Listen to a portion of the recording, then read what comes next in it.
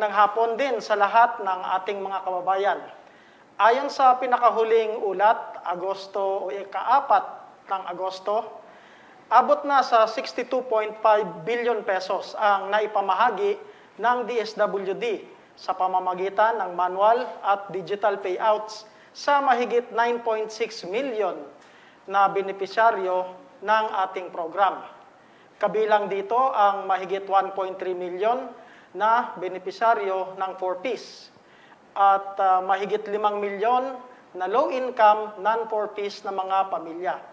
Mahigit 2.4 million din na mga waitlisted na low-income non-4Ps beneficiaries sa buong bansa ang kasama at mahigit na 700,000 na mga waitlisted mula sa mga ECQ areas.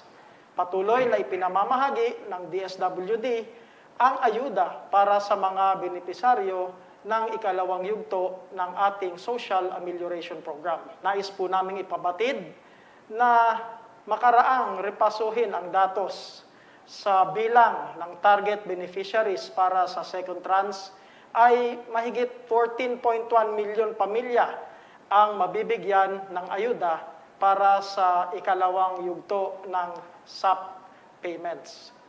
Mula sa 17 million na target, ibabawas ang bilang ng duplicates, ang hindi mga kwalipikado, at ang mga voluntaryong nagbalik o nagsauli ng kanilang ayudang natanggap.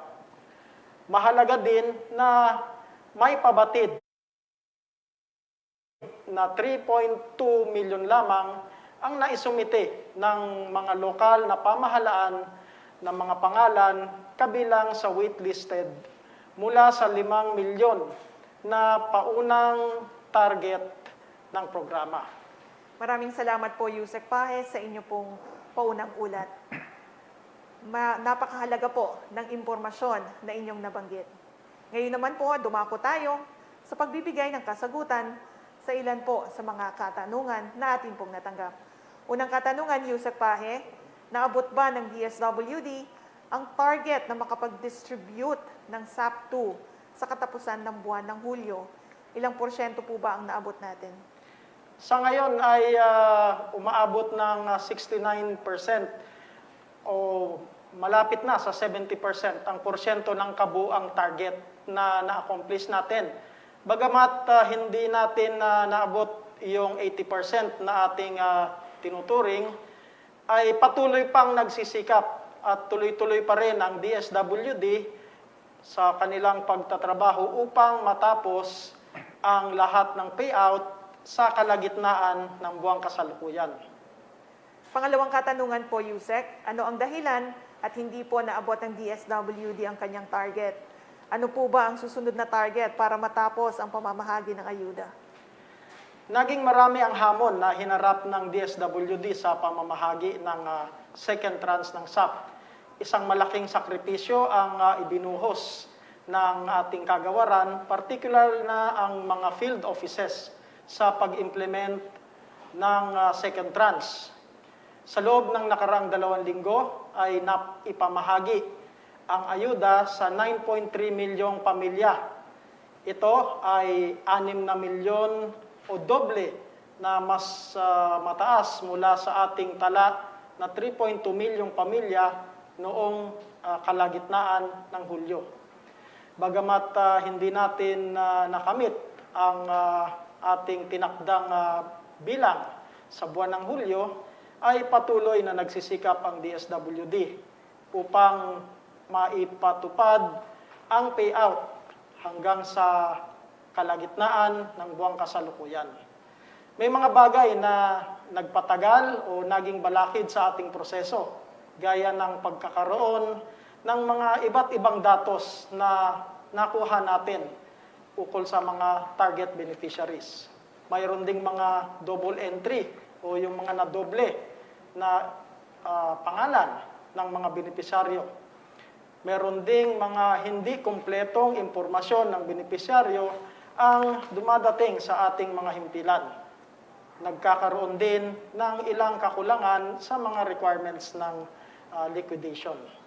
Dagdag pa dito ay meron din po tayong mga benepisyaryo na nasa malalayong lugar at mahirap abutin. Mayroon din sa mga conflict-affected area at marami pang ibang kadahilanan ang nakakaantala sa pagbabahagi ng ayuda. Ang marami din dito ay ang may kinalaman sa health risks ng ating personnel. May mga DSWD personnel po tayo na nagpositibo na sa COVID-19, kung kaya't lalong naging limitado ang mga galaw at ang mobility ng ating mga tauhan sa kalagitnaan ng payout. Sinusubukan po natin na mapabilis ang mga proseso na ito, gaya ng pagbibigay ng dagdag na assistance at augmentation sa mga lokal na pamahalaan upang makapag-encode at makatulong sa pagpoproseso ng mga documentary requirements ng mga LGUs. Thank you very much, Yusek Pahe, sa inyo pong pagpapaliwanag. Pangatlo pong katanungan, ano ang susunod na target para matapos ang pamamahagi ng SAP? Sa kabila ng patuloy na hamon sa implementasyon ng SAP, ay sinisikap pa rin ng DSWD na mabigyan ayuda ang ating mga kababayan sa kasalukuyang buwan. Amin ang unang nabanggit na inaasahan na magkakaroon pa rin ng payouts hanggang sa kalagitnaan ng Agosto. Humihingi lang tayo ng dagdag na pag-unawa sa ating mga kababayan sa pamamahagi nitong ayuda ng SAP para sa second tranche. Nakikita natin na maaaring maapektuhan ang ating mga payouts, lalo na ngayon na nadeklara na naman ang MECQ sa Metro Manila at sa mga karatig na probinsya sa Region 3 at Region 4A. Dahil sa maaaring maging limitasyon ng ahensya ng mga financial service providers, ng mga lokal na pamahalaan, at ng iba pa naming mga katulong sa pamamahagi ng SAP, gawa ng health and safety at iba pang mga protocol na ipinatutupad sa tuwing may MECQ. Kung kaya't patuloy po ang koordinasyon ng ating mga FSPs sa ating mga LGUs para maisagawa ng maayos ang ating payouts. Muli, maraming salamat, Yusek Pahe, sa inyong paliwanag. Susunod po na katanungan, papaano naman po ang payouts natin sa mga MECQ areas? Ipagpapatuloy po natin na tuloy-tuloy po ang pagtatrabaho ng DSWD kasama ng ating mga partners tulad ng mga financial service providers, ang Hukbong Sandatahan ng Pilipinas at ang ating mga kapulisan. At patuloy na ipinatutupad ang payout sa mga MECQ areas habang sumusunod po sa mga health and safety protocols na naitalaga. Sa kabila ng mga panuntunang ipinatutupad dahil sa deklarasyon ng MECQ, nakikita natin na maaring may epekto ito sa payouts ng second tranche at sa mga waitlisted families. Kaya kasalukuyan na nakikipag-ugnayan ang DSWD sa ating mga financial service providers ukol sa kanilang kapasidad na magsagawa ng payouts sa mga MECQ areas at maging sa mga lokal na pamahalaang apektado ng MECQ ukol sa magiging logistics ng pagsasagawa ng direct payouts sa kani-kanilang mga lugar na nasasakupan. Susunod po na katanungan, Yusek, related rin po sa nakaraang tanong, may inaasahan po ba ang publiko na ayuda mula sa DSWD, lalo pa at nag-MECQ ulit ang Kalakang, Maynila?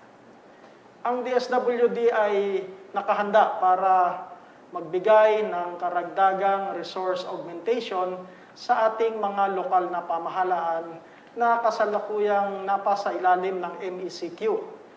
At sa pamamagitan ng provisions ng food and non-food items ay ipapamahagi natin o ibibigay natin sa kanila dadagdagan natin ang kanilang mga provision upang maipamahagi naman nila sa kanilang mga nasasakupan.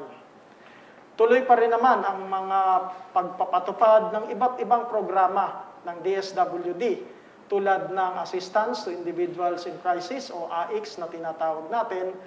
At para sa ito ay para sa mga gustong mag-avail ng medical at iba pang mga klaseng assistance. Gayon din, tuloy-tuloy ang pagpapatupad ng ating social pension para naman sa ating mga senior citizens. Maraming salamat, Yusek Pahe. Kasama din po natin sa hapon na ito ang Regional Director ng Field Office, National Capital Region, Director Vicente Tomas, upang ibahagi din niya sa atin kung ano po ang kasalukuyang ginagawa ng ating Field Office para sa mga beneficiaries and clients natin, lalo na po at apektado ang rehiyon sa pagpapatupad muli ng MECQ. Magandang hapon po, RD Vic. Maaari po ba naming malaman kung ano ang mga pinakahuling ulat sa mga gawain ng DSWD Field Office NCR? Magandang hapon din po, Director Irene, sa ating Yusek Pahe, at sa mga ating pong mga kababayan, lalo na po ang mga nandito sa National Capital Region. Magandang hapon po sa ating pong lahat. Patungkol po sa status ng SAP sa NCR, ito ay tuloy-tuloy pa rin po. Maski meron po tayong modified, enhanced community quarantine na isinasatupad sa buong NCR. Ang nangyari po, maibahagi ko lang po, ay nagkaroon po tayo ng koordinasyon with the LGUs at ito po yung pagbibigay ng quarantine pass and provision of transportation assistance para po sa lahat ng mga benepisaryo, papunta po sa mga payout centers. Ito po yung maibahagi ko rin, yung partners natin na financial service providers, nabanggit na rin po ni Yusek Pahe, sila po ang katuwang natin sa pagbibigay ayuda sa patungkol po sa second tranche. Ngayon po, nasa halos 84% na po ang NCR sa pagbibigay o pag-iimplementa ng Social Amelioration Program patungkol sa second tranche.